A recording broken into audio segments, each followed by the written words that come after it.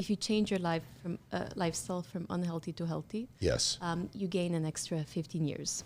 15 years. Of healthy life, yes. Wow.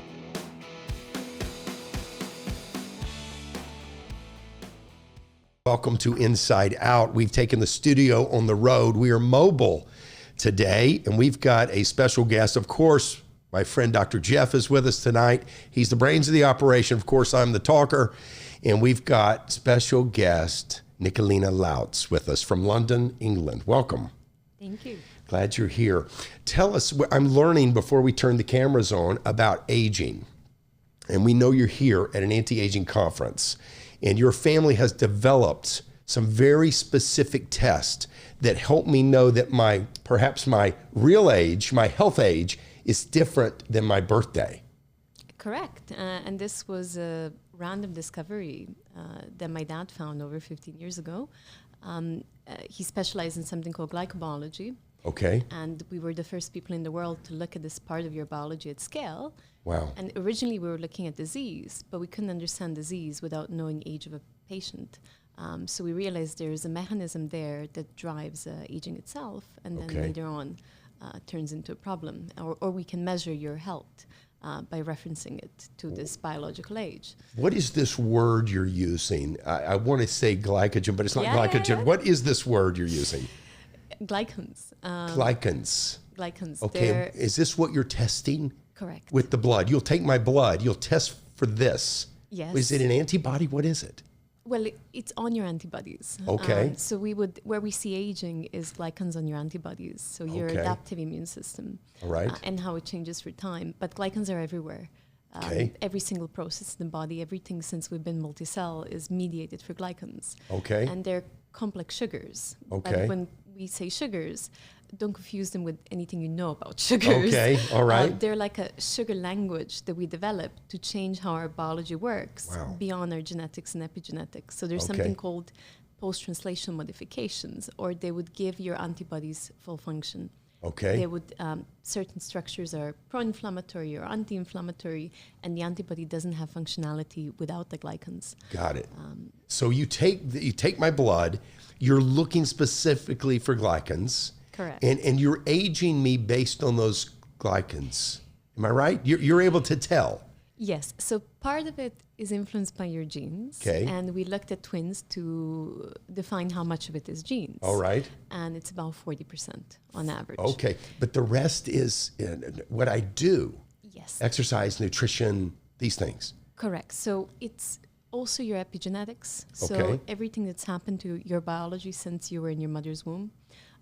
That's a big component of it. Okay. And then a certain component is your recent lifestyle and things you can impact with behavior. So 40% is just how I showed up. Yes. The way my At this biology point, is set up. Yeah. What percentage of it was that second 60. area?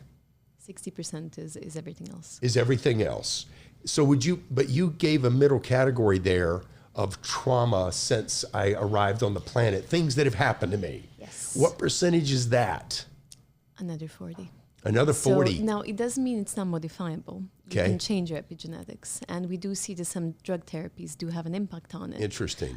But the lifestyle component, when we would look at it in studies, that would be about 20%. Okay. And that seems to correlate with what we know. So there's been studies where if you change your lifestyle from unhealthy to healthy, Yes. you gain an extra 15 years. 15 years. Of healthy life, yes. Wow.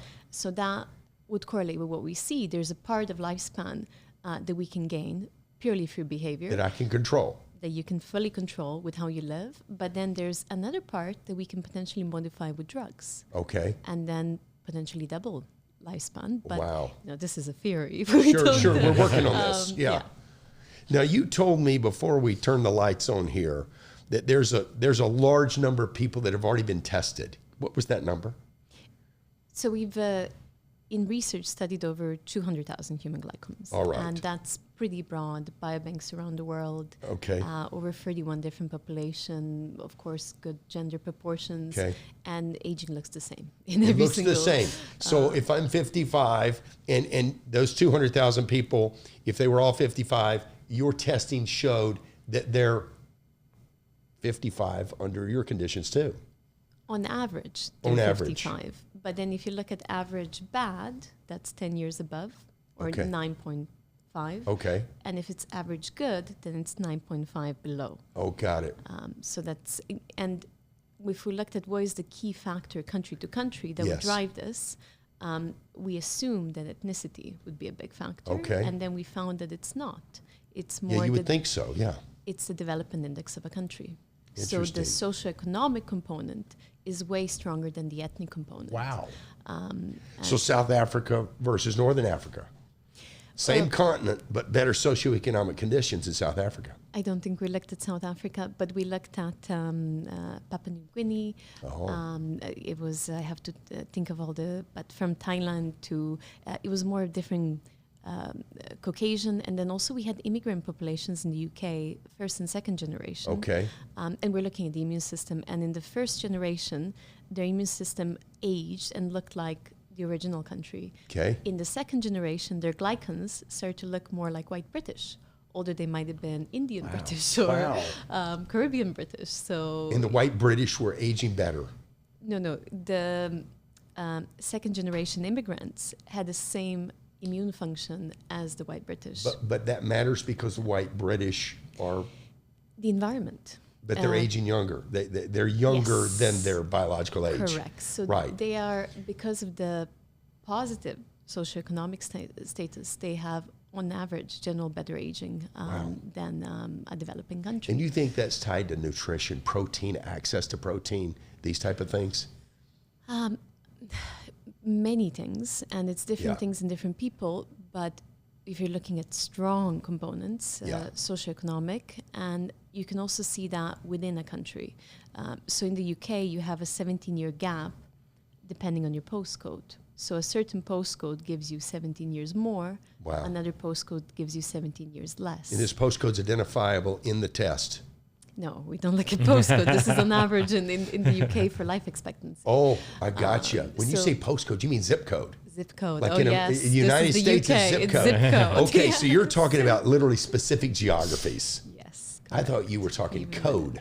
Well, I have to jump in and ask though. Please. So here we're seeing socioeconomic improvement in Aging. reducing Yeah. biological age through this test. I'm concerned about America because we have seed oils, we have poor additives in our food. Hopefully, that's about to change. Very processed Do foods. Have you seen that America looks socioeconomically worse off than other first world countries? So actually, we've done disease-specific cohorts in the U.S., cardiovascular disease, diabetes, but we have not looked at a broad biobank and compared U.S. aging to U.K. aging. So a lot of our biobanks were U.K.-based. Right. And I would expect that the U.S. is actually going to look worse because obesity accelerates aging on our clock. And a lot of the lifestyle factors here are would be pro-aging. So I think for sure. U.S. I would think the same. Yeah, Yeah. that worries me that that's the truth. That's what we're faced with. But hopefully now we're waking up and looking at smarter European countries and things and This is fascinating, follow in Jeff. suit. Do you use this test in your clinic? I do. You do. We you do use use it this. at a commercial level in your clinic. We do. We have strategically for patients who are looking to. They have to be invested. If they're not willing to make the changes, the data is no good. It might be good for the company to build up their database, but not for my patients. So we usually make them get a 2-pack, which is a little discount if you get the before and after. Okay. And so we do Before and after what? So before an intervention. Okay. Or a before group of you make interventions. a recommendation. Right. Okay. So we would do the test, and it's a very simple to do. You can do it at home. It's a dried blood spot card. Okay. And you prick your finger, and you just Put it on the card. like a Disney movie where you touch the spinning wheel. Yeah, and then we send it in. You let it dry, and you mail it in. I think it finds its way to UK, right? Now Irvine. It's we in have Irvine. Okay. now it's Okay. Irvine. So it's close. around the corner from here. It Yeah. goes to Orange County, and it takes a little bit of time, like a few weeks, I think. Maybe it's quicker now. I don't know. And then I get a result, and there's a clinical report now, and I'm going to take a little credit because I worked with your clinician build that report in London. Well, I put my 2 cents in because the original report was great. It had all these patterns, and they tried to get it down into these indices. Yeah. But I didn't know what to do with it as much. But now it's because they do a broad band of testing. Yeah, scientists. And it's, anything good is pattern recognition. And they have some great patterns of disease-specific markers and groups, and they're looking at lots of different glycans on lots of different types of antibodies, and that's how it works. Got it. So you were going to say something. So glycans are like a language. So in DNA we have 4 letters. In glycans we have 9. So they're far more complex. And you have different glycan patterns. Okay. And in this case, we're looking at inflammation on a very low grade. Okay. We call it sterile systemic inflammation. That will just accumulate through time or damage to your immune system through time. And what we can tell is somebody's profile going towards hypertension, or metabolic disease or autoimmunity. Where is inflammation going to end up in this individual in 10 years' time? Got it. Most of our research has been in diseases, and in many cases we had healthy individuals and followed them before they get ill. Yeah. And then in some cases we can see this glycan pattern change up to 10 years prior to a clinical diagnosis. Wow. So they're kind of something in between. If you look at the genetic risk, It's a precursor. it's something you cannot change your genes. Right. This is in the middle, showing you an early warning that you're heading towards a problem, but there's time to intervene. So we've developed this clinical report where, similar to genomics, we give associations with different diseases based on published research. And we can tell you your patient overlaps with a hypertension profile, with a diabetes profile or Crohn's profile. And then as a clinician, you can first confirm, is there family history? Does it correlate with other lab work? Does it correlate with symptoms? And then develop a protocol that's preventive in that area before you have an actual full-on disease profile. Yeah, this is really revolutionary. Is the age also in here, guys? There's also on this report they an give age. you a number. Yes, you get the number. Because I think that's what initially is appealing to the masses. The patients, flock to that number. They look at the number, they're done. I'm 28. But what Nikolina is saying is so important for clinical medicine is that when you know that disease is coming down the road, you make that change now before you have to prescribe a statin. And even though we should be preventative anyway. Yeah, this is proactive medicine. If you can show that to someone, say, look, you're headed there. Yes. You need to change direction now. And that's why we do those 2 tests. We do one, we say, here are the lifestyle changes I recommend, here's the diet change, here's the sleep, all this. And then in 6 or 12 months, we're going to repeat that test, because no one loves better than to see that improvement, that they're moving in the right direction, and we can continue that. So we love those before and afters. That's really good.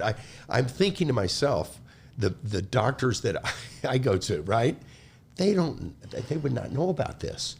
I think if I brought it up and even tried to have a conversation, they would really think I'm crazy. So why is this not something every doctor would want their hands on? We're working to educate doctors. That's one of the reasons we're on the conference here. I see. And it is incredibly complex to get doctors' time because it's so scarce. Sure.